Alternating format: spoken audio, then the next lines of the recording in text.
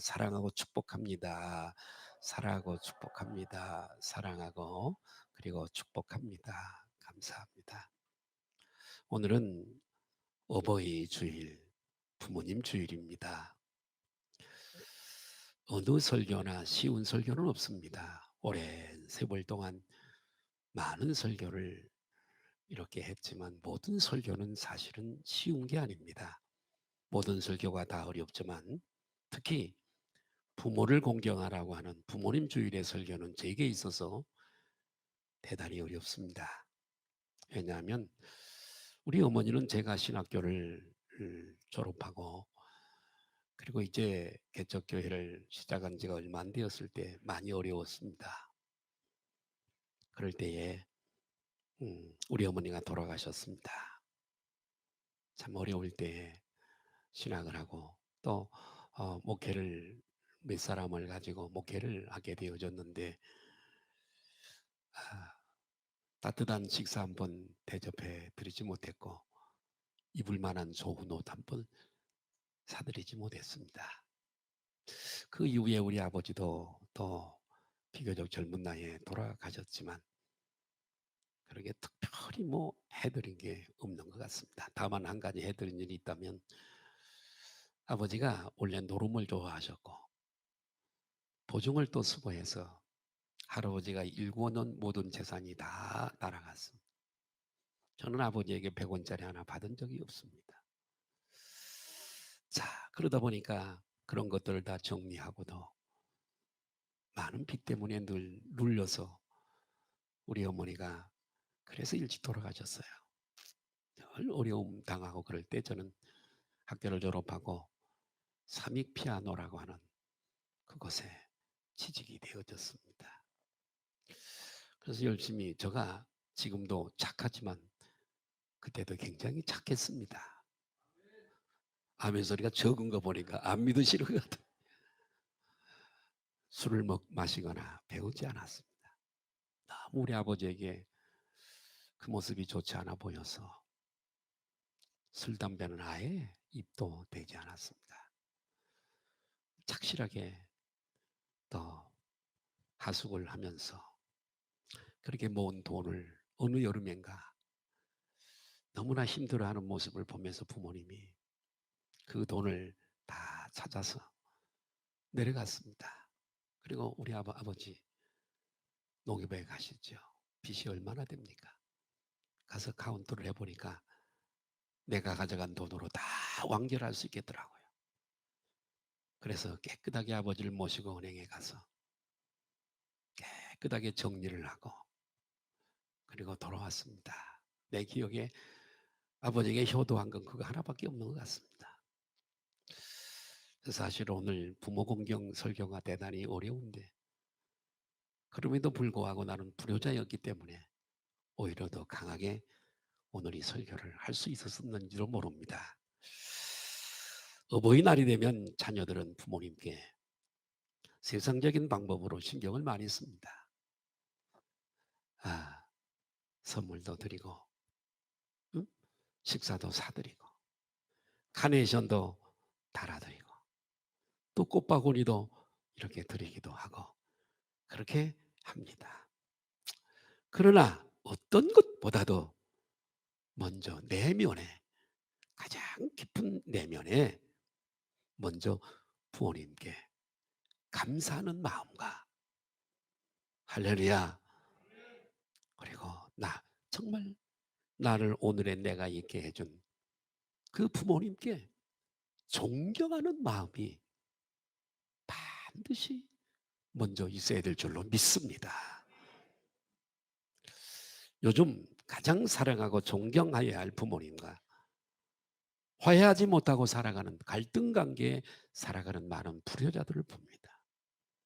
몰라서 그런 겁니다. 그런 자녀들을 둔 가슴 아파하는 부모님들을 대단히 많이 만날 수가 있습니다. 부모 공경은 인간의 기본 도리입니다. 근본인 부모 없이 내가 오늘 어떻게 있을 수가 있어요. 그런데 이런 기본적인 부모와의 관계를 잃어버리고 살아가는 불효자가 많습니다. 이 하나님의 사람들, 우리는 하나님의 사람들이잖아요. 하나님의 사람들은 인간의 기본이며 사회 질서의 근간이 되어지는 부모 공경을 하나님의 말씀인 성경을 통해서 깨달아 우리는 바르게 부모님께 효도해야 될 줄 믿습니다. 나중에 돌아가시고 난 다음에 걸판지게 제사장 차리라 그런 사람 치고 살았을 때 공경한 사람은 가히 많지는 않습니다. 나폴레옹이 폴란드를 정복을 했습니다. 이 폴란드를 정복을 했는데 전쟁을 해서 이 폴란드 영주로부터 저녁 식사 초대를 받게 됩니다. 그래서 기대를 가지고 폴란드를 정복한 이 나폴레옹과 그 나폴레옹을 따르는 신하들과 이런 사람들이 초대를 받아 가게 되어졌습니다. 자, 이 초대 자리를 가서 보니까 사람들이 생각하기를 첫 번째 자리에는 나폴레옹을 앉힐 것으로 생각을 했습니다. 그러나 이 영주는 나폴레옹을 하나, 둘, 세 번째 자리에 앉히게 됩니다. 여기 앉으세요. 세 번째 자리에다 앉힙니다. 사람들이 거기에 모인 사람들이 의아하게 생각을 했고 나폴레옹도 대단히 불쾌하게 생각을 했습니다. 그러나 만찬이 시작되었음에도 두 자리는 비어 있었습니다. 만찬이 끝난 후에 나폴레옹의 신하들이 영주에게 이유를 물었습니다. 그 연유가 어떻게 된 겁니까? 그때 이 영주는 나폴레옹 황제는 프랑스에서 제일 높을지 모르지만 우리 집에서는 부모님 자리가 황제의 자리입니다. 첫째 자리는 아버지 자리입니다. 두 번째 자리는 우리 어머니의 자리입니다. 세 번째 자리가 황제의 자리입니다. 영주의 말을 듣고 나폴레옹은 크게 감동을 받았습니다. 야, 참 효자구나. 나폴레옹은 프랑스로 자기 나라로 돌아오게 됩니다. 프랑스로 돌아온 나폴레옹은 모든 국민에게 효성이 지극한 이 폴란드 영주를 소개하면서 그를 본받도록 온 나라에 공포를 했습니다. 부모님을 공경하는 것은 성경이 말씀하시는 둘째로 큰 계명이라는 걸 우리는 알아야 되겠습니다. 첫 번째는 저분인 줄로 믿습니다. 하늘에 계신 분. 예? 오늘 본문은 최초로 효도와 불효에 관한 기록입니다. 노아의 아들 함은 아버지 노아가 포도주를 마시고 취하여서 벌거벗은 것을 보고 흉을 보고 다녔습니다. 그러다가 저주를 받았다는 이야기가 오늘 본문의 이야기입니다. 반대로 셈과 야벳은 그 사건으로 인하여서 축복을 받았습니다. 잘못을 저지른 것은 분명히 노아 아버지인데 아버지의 잘못으로 자식이 저주를 받는다면 우리 부모들의 책임이 얼마나 큰 것인가를 우리는 깨달을 수가 있습니다. 실수를 저지른 아버지의 약점을 흉보는 자식은 복을 받지 못했다고 하는 거죠. 그러나 그런 아버지일지라도 부끄러움을 수치를 가려주는 자식에게는 오늘 복을 받았다는 내용입니다. 이것이 오늘 본문의 이야기입니다. 우리는 이 부모님 주일날 오늘 이것을 알아야 합니다. 이걸 알았으면 좋겠습니다. 첫 번째로 세상에 완전한 부모는 없다고 하는 겁니다. 따라하십니다. 세상에 완전한 부모는 없다. 성경에는 노아를 의인으로 부릅니다. 하나님 오실 때 가장 의인 노아. 온 세상이 물로 심판을 받아 수장되었을 그때 해도 구원을 받을 정도로 하나님 앞에 의로웠던 사람 노아. 120년 동안 한결같은 하나님의 말씀을 믿는 믿음으로 방주를 만들었던 노아.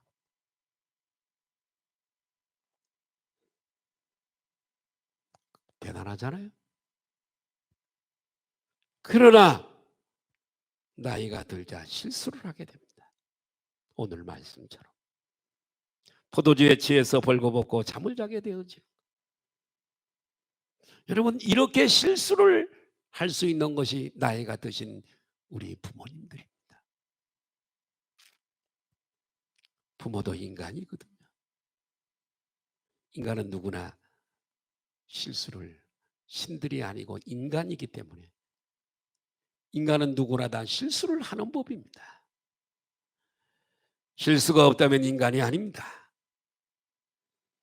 실수가 없다면 교만한 인간이 되고 마는 것입니다.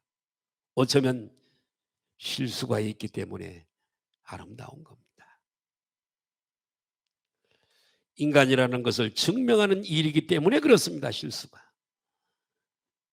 우리 자녀들은 부모님의 약점과 잘못에 대해서는 얼마나 인색한지 모릅니다. 형제간에 차별 대우한다고 부모를 원망합니다. 시집 올 때 며느리가 시집 올 때 자기를 반대했다고 해서 이 원한을 끝까지 가져갑니다.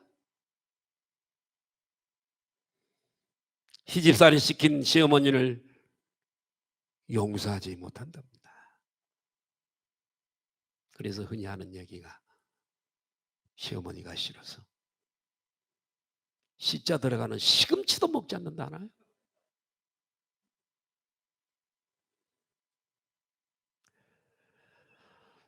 자녀들은 무조건 자기에게 잘해주기만을 원합니다. 그리고 야단치는 것을, 충고하는 걸 싫어합니다. 그러나 우리도 자식을 키워보면서 내가 부모님 마음을 이해하지 못해서 얼마나 많은 속을 우리 부모님이 썩고 살았는지를 알게 됩니다. 자식을 낳아보고 길러보면 부모님을 비로소 이해할 수가 있는 거죠. 우리는 지금 우리 자식들, 우리의 자녀들이 나를 어떻게 생각할까를 생각하면서 우리는 이 땅에 얼마 남지 않는 시간 살고 계시는 부모님을 공경해야 될 줄로 믿습니다. 따라하십니다. 완벽한 부모는 세상에 아무도 없다. 나를 낳아주고 그리고 나를 길러주고 나를 교육시켜주고 진자리 마른 자리를 가려서 누워주시고 내가 지금 이 자리에 있게 해준 그분이 바로 내 부모님이라고 하는 사실을 깨달고 부모님께 대한 감사한 마음이 오늘 깊이 새겨졌으면 좋겠습니다. 효도하고 싶어도 이미 세상을 유명을 달리해서 안 계시면 효도하지 못한 것에 대한 후회만 남을 뿐입니다. 부모님이 계시다면 오늘 이 설교가 복이 되시기를 바라고 부모님께 효도하시기를 주님의 이름으로 축복합니다. 그래요? 꼭 기억해야 된다고 제가 말씀드렸어요. 세상에 완벽한 첫 번째로 부모는 없다. 우리 부모도 완벽하지 못하다. 두 번째로 부모는 기다려주지 않는다는 겁니다. 기다려주지 않더라고요. 저 경험으로 볼 때. 지금 같아서는 효도할 수 있을 텐데. 에? 효도하고 싶어도 안 계시는걸요. 영국의 사무엘 존슨이라고 하는 사람이 유명한 사람입니다. 장터에 서서 하염없이 눈물만 흘리고 있었습니다. 한두 시간도 아니고 무려 5시간이 지나도록 그 자리에 서서 하염없이 눈물을 흘리는 거예요. 그래서 함께 갔던 제자들이 묻습니다. 선생님, 도대체 무슨 일로 그 자리에 서서 그렇게 5시간 이상이나 그렇게 눈물을 흘리고 계십니까? 물었습니다. 예, 선생인 사무엘 존슨은 이렇게 얘기를 합니다. 사실은 50년 전에 우리 아버지가 이 자리에서 헌책 장사를 했는데, 그런데 어느 날 나더러 얘야, 내가 몸이 지금 많이 불편하니 내가 하루만 이 자리에서 일해다오. 오늘 일을 하게 되면 책을 사가기로 약속한 분이 오늘 올 텐데 그분에게 이 책을 드리라고 그렇게 우리 아버지가 나에게 부탁을 했는데, 그때 나는 헌책을 파는 것이 너무나 창피해서 아버지의 청을 거절하고 말았네. 아버지는 아픈 몸을 이끌고 장터에 나와 일을 하셨는데 그날 이후로 몸이 약해지셔서 앓다가 그만 돌아가시고 말았네. 그래서 50년이 지난 지금도 이 자리에만 서면 못난 아들 때문에 일찍 돌아가신 그 아버지가 생각이 나서 눈물이 비 오듯 쏟아지는 거라네. 50년 전의 일인데도 이렇게 탄식을 했습니다. 여러분, 부모님이 없이 태어난 사람은 여기에 한 사람도 없습니다. 하늘에서 떨어졌거나 땅에 솟은 분은 한 분도 안 계십니다. 생명의 주인이신 주님께서, 생명의 주인이신 하나님께서 생명을 이 땅에 보내시는 통로로 우리 부모님을 사용하신 줄로 믿습니다. 부모님이 낳아주셨기에 우리가 또 예수님을 믿어서 영생을 얻지 않았습니까? 그런 부모님도 우리를 기다려주지 않습니다. 경험해 보셨잖아요. 우리 교회도 제가 이곳에 와서 목회를 한 지 어간에 여러 함께 신앙생활했던 여러 분들이 많이 가셨어요. 많이 가셨습니다. 기다려주지 않아요. 살아계실 날이 부모님은 얼마 남지 않았어요. 얼마 남지 않은 이 부모님에게 시간이 없어요. 효도를 잘 하시기를 바랍니다. 네, 두 번째는 부모는 기다려주지 않는다. 기다려주지 않아요. 세 번째로 부모는 늙어서 외롭고 쓸쓸합니다. 부모는 늙어서 젊었을 때는 왕래도 많고 친구도 많고 찾아오는 사람도 많고 찾아가는 사람도 많고 교제하는 사람도 많고, 그렇지만은 늙어서 이미 천국 간 사람도 있고 왕래하기도 힘들고 늙어서 외롭고 쓸쓸한 거예요. 옛날에는 한 가족이 함께 살았습니다. 3, 4대가 한 가정에서 대가족을 이루고 살았습니다만 지금은 핵가족 다 따로따로 배츠배츠 따로따로 살게 됩니다. 자, 노인들이라서 혼자서 혹은 노인 두 부부가 사는 분들이 대단히 많이 있습니다. 그러다 보니 외롭고 쓸쓸하는 거예요. 요 근자에 고독사라고 하는 고독사 많이 나오잖아요. 고독사가 뭐지요? 외로워서 죽는 거예요. 쓸쓸하고 외롭고 고독. 세상에 나밖에 없다는 것을 깨달고 나밖에 없다는 것을 알고 그렇게 외로이 죽어가는 게 고독사이잖아요. 아무도 옆에 있는 사람, 그 죽음조차도 지켜줄 수 있는 사람이 없는 고독사. 네. 자녀들은 다 자기 먹고 살고 자식 키우고 그러더라고 바쁩니다. 가끔 전화만 합니다. 그래서 자식 만나기가 하늘의 별 따기입니다.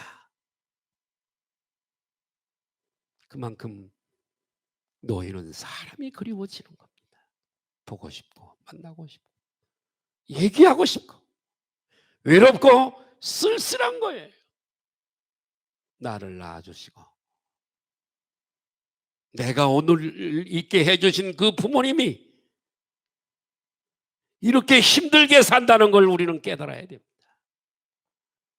그러므로 일부러 시간을 내어서 자주 찾아가 보아야 합니다. 그러고 싶어도 그럴 수 없는 때가 불언간에 찾아오게 됩니다.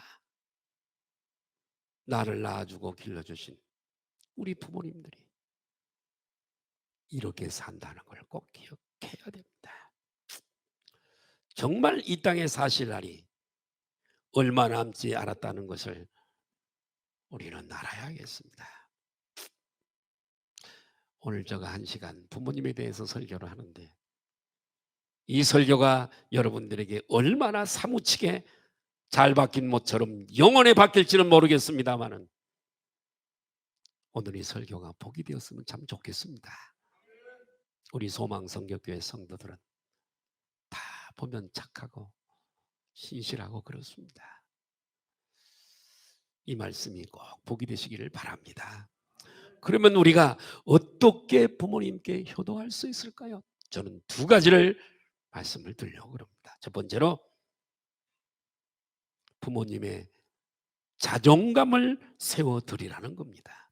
할렐루야. 따라하십시다. 부모님의 자존감을 세워드리자.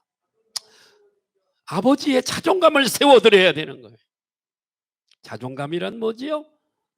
스스로 품위를 지키고 자기를 존중하는 마음이 자존감이에요. 아버지에게 가장 소중한 것은 자존감이에요. 자존감이 무너지면 아버지의 존재는 없는 겁니다. 그런데 오늘 본문의 함이라고 하는 자식은 아버지의 실수를 다른 사람에게 소문을 냈습니다. 이것은 아버지의 자존감을 송두리째 빼앗아가 버린 거지요. 우리는 정말 소중한 것을 깨달아야 됩니다. 부모님이 아니면 나라는 존재는 이 땅에 태어나지도 못했다는, 그래서 이 은혜를 잊지 말아야 돼요. 그러므로 부모의 실수나 잘못을 감추어 덮어줄 줄 아는, 이해하고 덮어줄 줄 아는 노인이 되어서 모든 것이 기능이 떨어지잖아요. 실수할 수 있잖아요. 덮어줘야 된다는 거예요. 부모님의 은혜는 한이 없는 은혜예요. 높고 높은 하늘이라 말들 하지만 노래가 있잖아요. 고슴도치도 자기 새끼는 사랑한다고 합니다. 얼마나 부모가 우리를 사랑했는지 모릅니다. 응? 아무리 어떠한 부모도 자기 자식은 잘 되기만을 바라는 거지요. 부모님은 우리를 피로 낳으셨어요. 눈물로 기르셨어요. 땀으로 교육을 시켰습니다. 마른 자리 골라서 우리를 이었고요. 허기진 배 허리띠 졸라매며 자녀들에게 먹이면서 키웠어요. 그래서 오늘 저와 여러분이 여기에 있는 거예요. 그래서 말틴 노저 종교개혁을 일으켰던 말틴 노터는 이렇게 얘기를 했습니다. 가정은 최고의 학교다. 부모는 최고의 교사다. 그러므로 부모님이 돌아가신 후에 후회하지 않도록 살아계실 때 효도 또 효도하는 부모님의 마음을 기쁘게 해드리는 저와 여러분 되시기를 주님의 이름으로 축복합니다. 오늘 본문에 이에 이르되 가나안은 저주를 받아 그의 형제 종들의 종이 되기를 원하노라. 가나안은 누구지요? 아버지의 흉을 보았던 함의 아들입니다. 장자예요. 함의 아들. 이 함의 아들이 자유를 다 빼앗겨 버리고 인격도 인격도 없는 종이 된다는 거예요. 누군가의 일생을 대대로 남에게 매여서 사는 오늘날의 검은 피부를 가진 저 아프리카의 쪽에 있는 사람들. 얼마나 어려운 시절을 겪었습니까? 노예로 붙잡혀 팔림을 당하고 지금도 미국에서도 어려움을 많이 당하고 있잖아요. 근데 이상한 것은 이 하나님이요 함을 저주하실 때 함을 저주하지 않았어요. 그의 장자 아들을 저주하는 거예요. 응? 여러분 가장 슬프고 가장 가슴 아픈 일은 뭐냐면 자식이 잘못되는 겁니다. 자식이 아파 보세요. 여러분들도 그런 생각을 가졌겠습니다. 자식이 몹시 아파서 열이 나고 아플 때 차라리 내가 아팠으면 좋을 텐데. 내가 아팠으면. 응? 부모의 가장 슬픈 일은 자식이 잘못되는 거잖아요.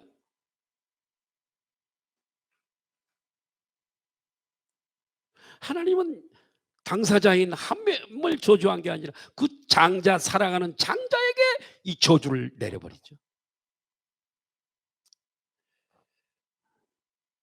사랑하는 여러분, 부모님의 자존감을 세워드리시기를 바랍니다.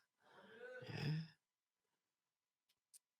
부모님을 원망하는 말을 자꾸 자식들 앞에서 하면 그 자식이 불효의 길을 가고 맙니다.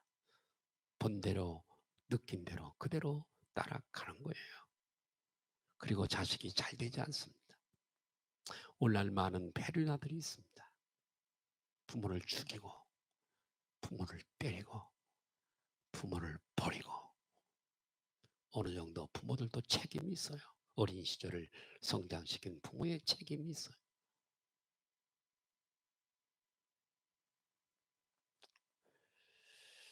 여러분 이런 길을 가면 자식이 잘 되지 않습니다. 부모에게 책임이 있어요.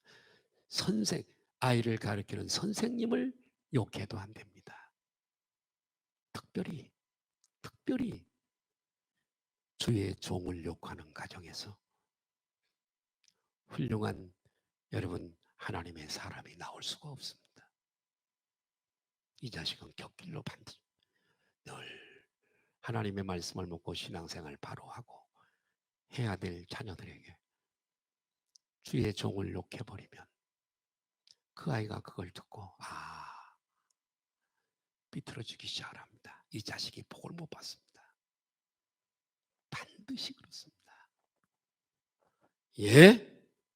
두 번째로 자 부모님의 부끄러움을 덮어주는 거예요. 수치를 덮어주는 거예요. 오늘 본문의 셈과 야벳은 술이 취해서 벌거벗고 누워있는 아버지 노아에게 뒷걸음쳐 들어가서 조용히 이불을 덮어드립니다. 왜요? 왜 뒷걸음을 쳐서 들어갔어? 아버지의 부끄러운 부분을 보지 않기 위해서.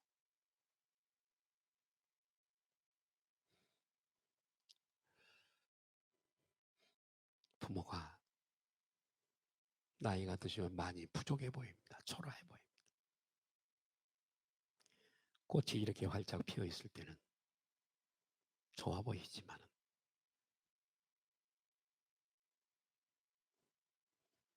이렇게 시들어 버리면 볼품이 없어.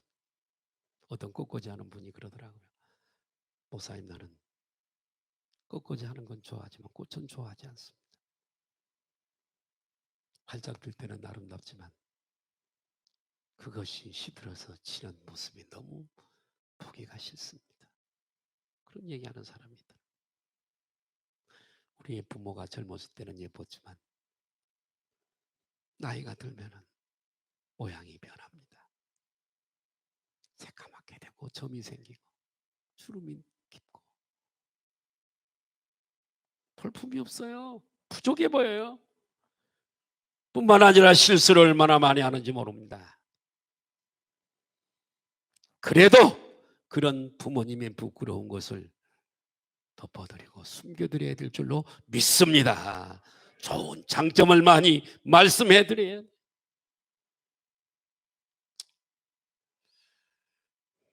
특히 부모 공경은 하나님의 축복과 저주의 이꼬로 연결되어져 있다는 걸 꼭 기억해야 됩니다.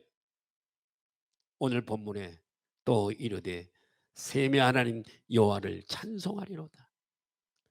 가나안은 셈의 종이 되고 하나님이 야벳을 창대하게 하사 셈의 장막에 거하게 하시고 가나안은 그의 종이 되게 하시기를 원하노라 하였느니라. 부모의 자존감을 세워드렸던 셈과 야벳은 창대한 은혜를 입었습니다. 에베소서 우리가 잘 아는 주일학교에도 아이들에게 요절로 외우게 하는 에베소 6장 1절에서 3절의 말씀이 이런 말씀이 있습니다. 같이 읽을까요? 시작. 자녀들아 주 안에서 너희 부모에게 순종하라. 이것이 옳으니라. 내 아버지와 어머니를 공경하라. 이것은 약속 있는 첫 계명이니 이로써 내가 잘되고 땅에서 장수하리라. 효도를 다하는 성도가 땅에서 잘되고 장수하는 법이에요. 이건 하나님의 말씀입니다. 그러므로 여러분 부모를 공경하면 이 땅에서 잘 된다는 복을 믿으시기를 바랍니다. 미국에서 신문에 난 기사 한 대목을 소개해 드리려고 그럽니다. 우리 아버지를 1만 달러에 팝니다. 10,000달러면 1,200만 원 정도 되는데 우리 아버지를 10,000달러에 팝니다라고 하는 신문 기사가 났습니다. 아버지가 수년 전서부터 중풍과 치매로 병석에 누워 계십니다. 그동안의 대소변을 다 받아냈습니다. 이제는 지쳐서 더 이상 감당할 수가 없습니다. 아버지를 1만 달러에 사갈 사람은 전화를 해주십시오 하고 전화번호까지 넣었습니다. 광고가 나가자 아무도 연락이 오지 않는데 젊은 남자로부터 아버지를 사겠다는 전화가 왔습니다. 그래서 이 신문 광고를 낸 사람은 환자를 돌보는 일이 보통 일이 아니니까 한 주간 더 생각해보고 전화해 주십시오. 그랬습니다. 그 후 한 주간 후에 젊은이는 우리 부부가 합의를 했습니다. 예? 아버지를 모시기로 했습니다. 그렇게 전화를 했습니다. 그래서 이 신문 광고를 낸 이가 젊은이에게 그런 결심을 하게 된 이유를 물었습니다. 아니 병든 아버지를 사서 모시겠다니 그 이유가 뭐요? 그랬더니 자기 내외는 어렸을 때부터 고아원에서 자랐답니다. 부모님의 얼굴도 모른답니다. 지금은 결혼해서 아들과 딸을 그렇게 복된 가정을 이루고 있는데 제가 아버지, 어머니라고 부르면서 모시고 살 수 있는 분이 계셨으면 좋겠습니다. 우리 아이들도 할아버지, 할머니가 계시면 좋겠다고 얘기합니다. 우리 가정은 넉넉한 형편은 아니지만은 아버지를, 자기를 낳은 친아버지 같이 모시면서 효도를 하고 싶습니다. 그 말을 들은 강구를 낸 사람은 정말로 우리 아버지를 사서 모실 결심이 있으면 $10,000, 1,200만 원을 가지고 오셔서 모시고 가라며 주소를 보내주었습니다.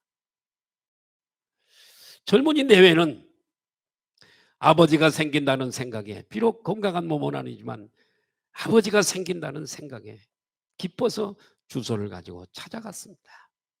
가보니까 미국에서도 부자들만 산다는 동네 마을에 있는 아주 큰 저택이었습니다. 배를 누르니 하인이 나와서 문을 열어주었습니다. 마당에는 큰 수영장이 있었습니다. 주차장에는 최고급 차가 주차되어 있었습니다. 하인의 안내로 집으로 들어가 보니 노신사가 소파에 앉아 있는 겁니다. 젊은이 내외는 살기가 어려워서 아버지를 파는 줄 알고 왔는데 이런 저택에, 수영장에, 고급 외제차에, 고급차에 이해가 되지 않았습니다. 멍하니 서 있는 젊은 부부를 보고 노신사는 내가 강고를 낸 사람이요, 다시 한번 젊은이의 가거를 다시 한번 듣고 그의 결심을 다시 한번 들은 다음에 어리둥절하게 서 있는 이 젊은 부부에게 노신사는 웃으면서 말합니다. 내가 나이는 먹고 나에게는 자식이 없어요. 재산을 물려줄 자식도 없고, 자식이 없기에 진짜 나랑 같이 하게 될, 자식이 될 만한 사람을 구하려고 이렇게 의도적으로 거짓 강구를 했습니다. 나는 아픈 사람도 아니고 똥오줌을 발라내는 그런 사람도 아닙니다. 그런데 젊은이를 만나게 돼서 진심을 들어서 내가 반갑다고 하면서 이제 당신은 내게 하나밖에 없는 내 아들이요, 당신의 아들, 딸들은 나의 손자요, 손녀이니 내 비서와 함께 가서 빨리 집에 가서 새 아들과 딸, 내 손자와 손녀를 데리고 이 넓은 집에 와서 함께 살아야 된다고, 이 모든 유산을 다 물려주겠다고. 실제로 있었던 얘기예요. 미국에서요.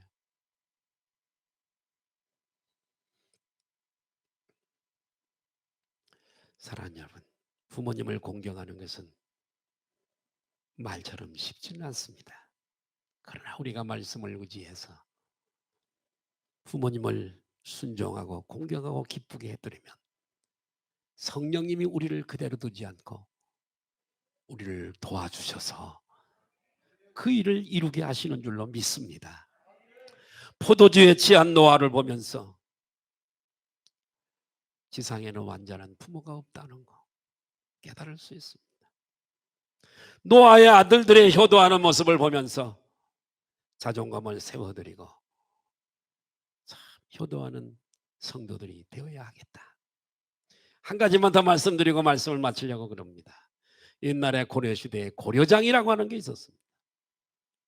먹을 것은 없고 사람들은 오래 사니까 산채로 산에 갔다가 묻고 며칠 먹을 양식만 주고 뚜껑을 흙으로 덮어버리고 그거 떨어지면 굶어서 죽는 게 고려장입니다. 한 아들이 효자인데 어머니가 고려장할 나이가 됐습니다. 그래서 고려장을 안 하면 처벌을, 온 가족이 처벌을 받으니까 할 수 없이 어머니를 지게에다가 치고 깊은 산속에 가서 고려장을 하기 위해서 어머니를 이렇게 짊어지고 가는 것. 가는 도중에 어머니가 소나무 가지를 꺾어서 길에다가 던지고 자꾸 그러는 거예요. 자식은 이해를 못했습니다. 그래서 이제는 땅을 파고 그리고 산 무덤을 만들고 이제는 어머니를 거기다가 내려놓고 몇 끼 먹을 곡식을 주고 내려오려고 하는데 어머니가 이러는 거야. 얘야, 너무 깊이 들어왔구나.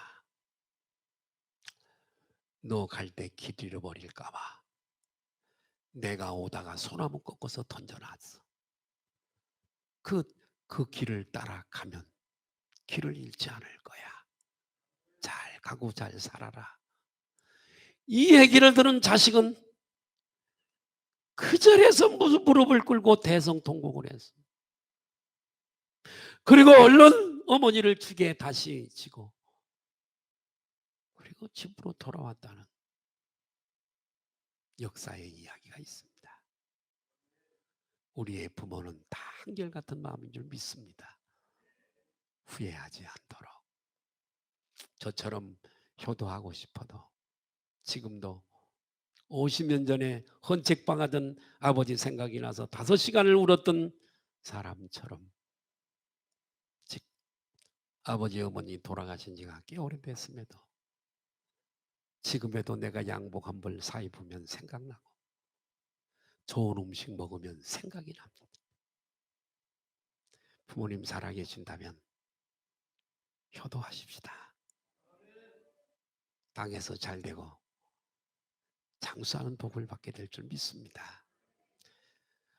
지각이 있는 임금은 나라의 신하들을 뽑을 때 불효자를 뽑는 법이 아닙니다. 이 불효자는 분명히 애국할 수가 없습니다.